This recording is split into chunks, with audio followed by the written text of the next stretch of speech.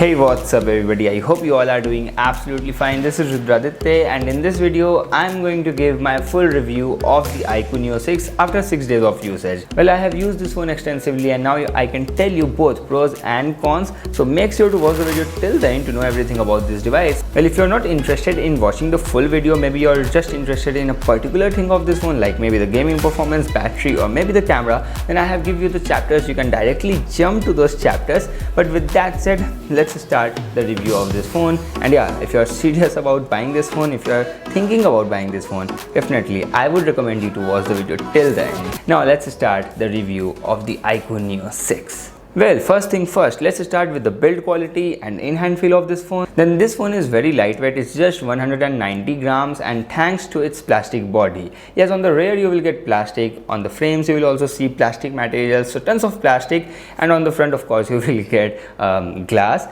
So it's not a glass sandwich device, that's why it's not very premium, but this plastic is very high quality, so it won't get scratches easily, and also it is not fingerprint city because of this beautiful smooth matte finish. And also I like this touch, like the blue gradient on the rear edges is actually a very nice touch. So overall I like this device, and also I like this camera module. So overall the design is good. From the rear also you will see very less bezels all over the display with that tiny punch hole. So in terms of design this phone is good, but in terms of build quality, definitely iQOO could have used at least a glass back at this price point. But apart from that, everything is fine. And you know what, at the end of the day we are going to use a case, especially when we have got one inside the box. Alright, now if I talk about the fingerprint scanner, then it's very responsive and very accurate. I have no problem with it, as you can see. Although the scanner is on the bottom side, which I personally don't like, and if you're following me from a long time you must know this, that I hate the placements of the fingerprint reader at the bottom part. But like we just have to get the habit of pressing that reader, so that's not a big complaint. Alright, now if we talk about the display, then this is an E4 AMOLED panel, and if you compare this E4 AMOLED panel with a normal AMOLED panel, then you will see less flickering in the E4 AMOLED, which is definitely good for our eyes. And talking about the brightness, then it has 800 nits brightness and 1300 nits peak brightness, but that is while watching HDR content. And it's a full HD plus 6.62 inch AMOLED panel, and it's a top-notch quality panel, and the viewing angles and the colors are also excellent on this phone. Now let's check touch sampling rate. So it's showing me 120 Hz. Well, company claims that while playing games you can get 300 Hz touch sampling rate as well, but I'm not sure if the app is not accurate enough to tell this, or maybe while playing the game it only activates 300 Hz touch sampling rate, although I enabled a master mode. But anyway, yeah, company claims 300 Hz while playing the games, and in general it's 120 Hz. Well, the refresh rate is also 120 Hz. Well, you can switch between 60, 120, and there is one more option which is a smart switch. Well, that's not very smart. I tried that smart switch, and basically what it does, like when you open any app or when you go to home, for that time, for that tiny second, it will switch to 120 Hz so that it can feel fast and smooth. But at a lot of places, even while scrolling, like scrolling the news feed or the articles, it remains at 60 Hz only, not 120 Hz. So I would suggest you to go with 120 Hz all the time if you want the smoothest and the best experience. Definitely use that 120 Hz. And my recommendation to the company is that better give 90 Hz instead of that smart switch, because that smart switch is just going to remain at 60 Hz most of the time, which is not correct. I mean, smart switch is like you should give us 120 Hz when we are scrolling, but that was not happening. Well, overall the high refresh rate works absolutely fine in this phone, but that smart switch is not that smart. Well, I also checked the multi-touch test of the phone, and if you're a gamer, then good news, you can play PUBG with 4 fingers without any problem, because the touch response of this phone is so good, and also the multi-touch is working absolutely fine. I scored 9 multi-touch points at the same time. So yeah, with 4 fingers it's cup of cake for this phone. Alright guys, so this is the front camera at 1080p 30 fps, because this phone can shoot only up to 1080p 30 fps. As usual, nowadays we generally see 1080p 30 fps only in the smartphone cameras at this price range. Even in higher price range we see only 1080p 30 fps, but you will definitely get 4K 60 fps in the rear in the iQOO Neo 6. But do let me know about the stabilization and video quality, and also the audio quality, because the audio is also coming right from the mic of the phone.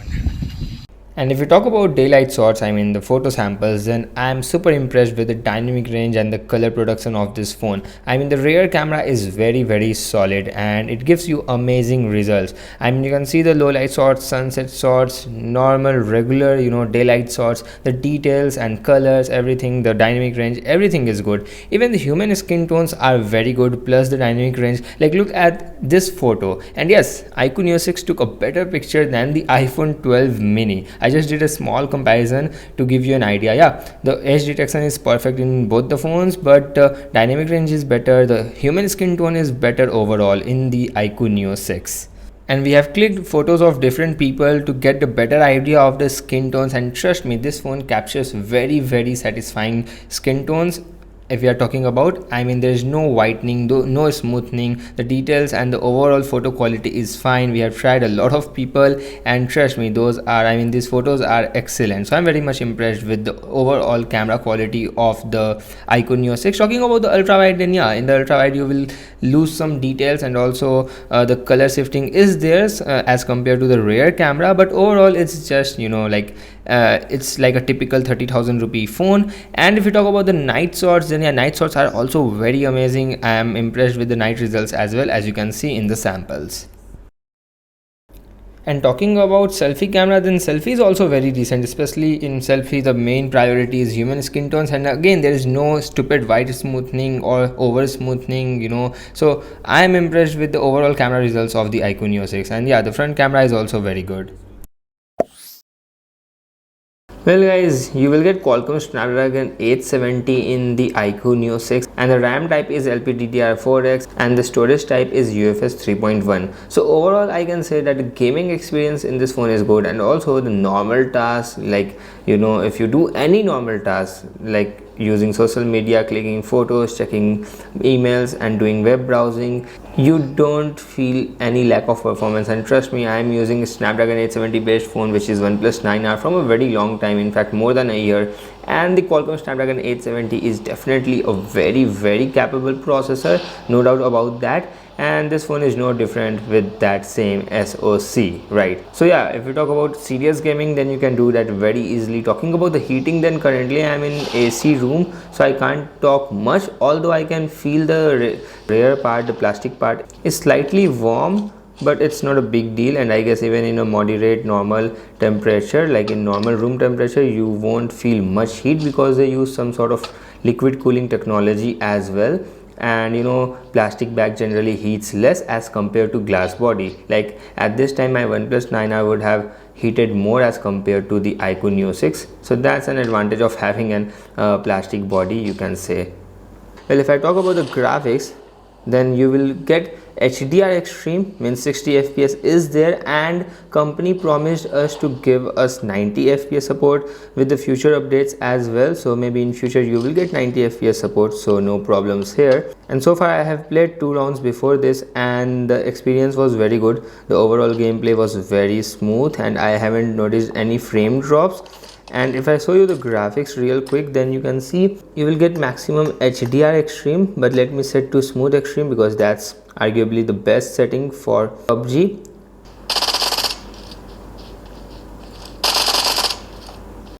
Now let's talk about the software. So still, software is the thing which is still downside. I mean, it's not very bad, but definitely it's not good either. I mean, overall the software experience is not that great. Now I know that a lot of people will say you will see tons of bloatwares, but you can uninstall most of them. But guess what, like if I'm entering into my room, or let's say in a hotel room, and if I will see a lot of mess, then how I feel, or let's say what will be your first impression after watching those mess?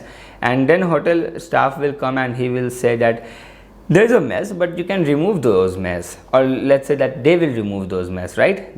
Here you can uninstall those mess, the bloatwares, right? But still, at the first place, in the first impressions, that doesn't feel good. Even personally, when I was setting up the phone, I didn't get impressed by watching those bloatwares. I know that I can uninstall most of them, but like, why the mess at the first place? And talking more about software, then the phone feels very snappy, but the animations aren't that great. Well, I feel like every single application has very basic animation. It will simply make a little jump and then it will drop and disappear at the home page. Alright, cool.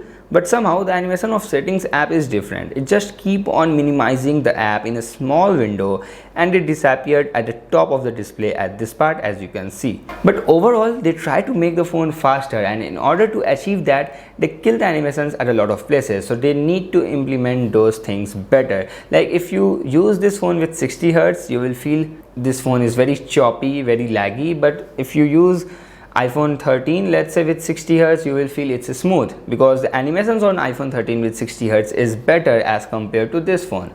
So that's why I give the reference of the iPhone 13 with 60 Hz, because I hope you will get my point right. Just for the better understanding, I gave that example.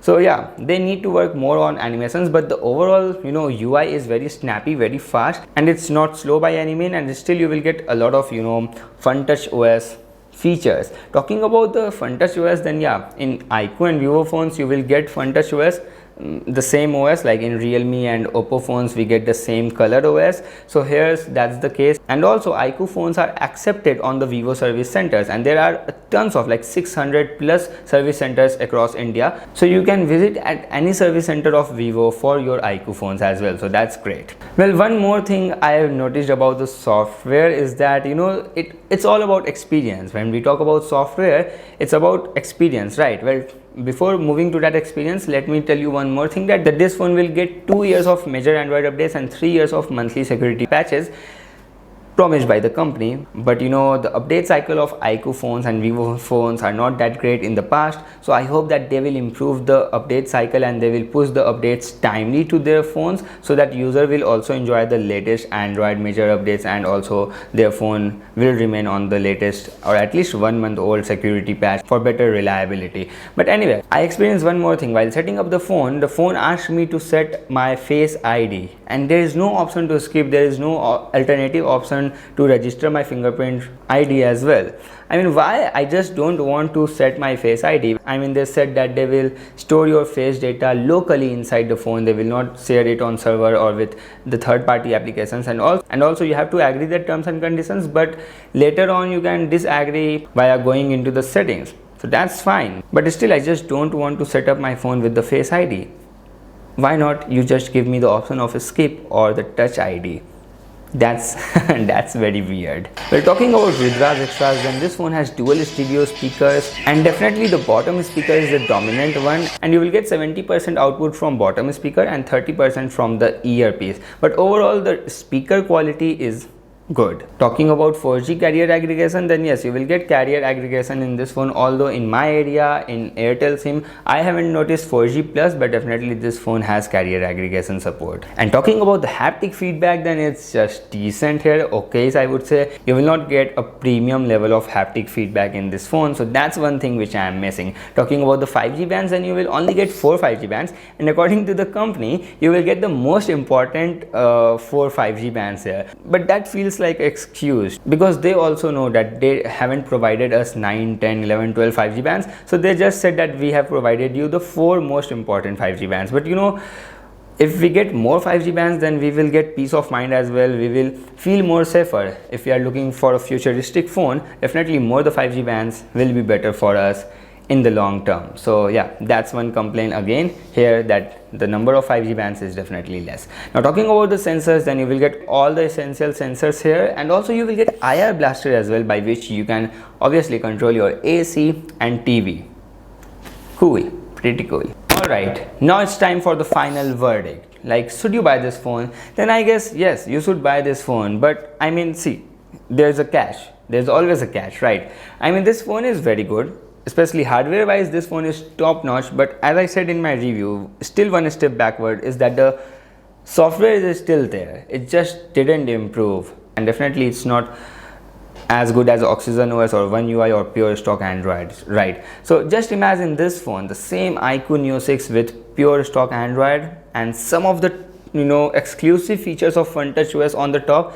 The same thing which Motorola used to do with their Moto phones. That would make this phone a killer, premium mid-range killer phone, but that's not the case here. So still, this is not a deal breaker. I'm not saying that software is a deal breaker of this phone, but I mean, the good thing is that there are a lot of options available in the market, like, you know, Realme GT2, iQOO 9 SE. I mean, after the card offers and some coupons, you can get those phones around 30,000 rupees. Definitely those are a bit expensive than the iQOO Neo 6, but those are also great options. Then under 30,000 you will get Motorola S30, OnePlus Nord 2, and there is like Realme 9 Pro Plus as well. So there are a lot of options for sure.